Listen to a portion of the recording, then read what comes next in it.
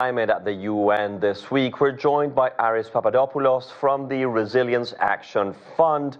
He's also the author of the book Resilience-nomics, Value in an Age of Disaster. Aris, great having you. And first off, China promised to cut emissions up to 10% by 2035. Is this a game changer?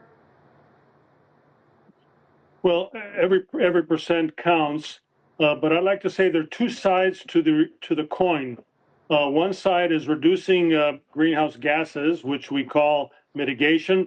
The other side is making our built assets more hazard resistance, which is adaptation, and we need both. In fact, if we don't have resilient assets, we're not going to achieve our green goals. And Aris, with the U.S. absent from climate talks, how does that affect the global conversation on all these measures that need to be taken? Well, fortunately, on the topic of resilience, of strengthening our assets, there seems to be more of a consensus across all political the political spectrum. And even though the participation has been low, there's action to strengthen assets, which I have been personally involved with, both in the U.S. and overseas. And the World Bank and IFC are a big part of that, having developed an index for resilience called the Building Resilience Index. Yes, you actually talk about trillions needed for climate finance. Where's that money coming from? Well, I like to say that we need to tap into the mainstream of funding. In other words, there's about $15 trillion a year spent on built assets. And that money has to to be raised to a higher standard to be both, let's say, green and resilient. But we need a better way to measure that. And that's where the Building Resilience Index provides a tangible solution. And there's another angle to this, because China is the biggest green investor right now, right? How do you count that, and how do you see that? Well, definitely China is a big investor, both domestically and internationally.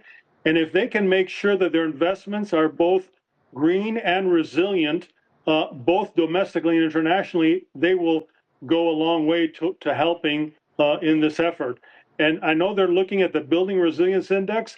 I hope they adopt it in both their as a domestic standard and as an international standard. And Aris, there's something I want to look at, and I want to hear your thinking about. There are risks here, right? Like greenwashing, debt traps.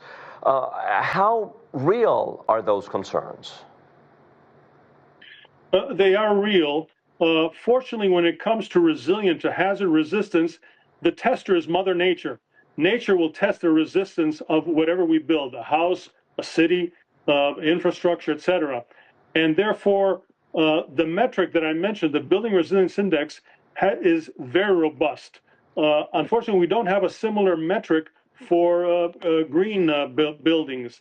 And that's probably in the area where a lot of greenwashing is happening today, and we need it. Yes, absolutely, because a lot of what many report as effective investment or want to use and leverage in international fora is actually greenwashing, right? How do you tackle that? Yeah, there you need basically better standards for the green side. And as I mentioned, on the resilience side, the global standard today, in my view, is International Finance Corp, IFC's Building Resilience Index. But we don't have such a global standard on the green side, and we need it. I hope the UN or some other group can come up with that. And Aris, let's talk about the bottom line here. Do you think the world is moving forward on climate without the United States? Is it off the conversation? Well, I think the United States is a participant, even though not directly. They are doing a lot of things domestically and in their investments overseas to try to become more hazard resistant. So I think the activity of the private sector, the business sector, still remains strong in that area. And I think everyone realizes that a resilient investment, something that will withstand the hazards, will be less costly, have lower insurance, and will be more valuable in the future. And that's what's going to drive markets to change. Aris Papadopoulos, thank you for your time and insight.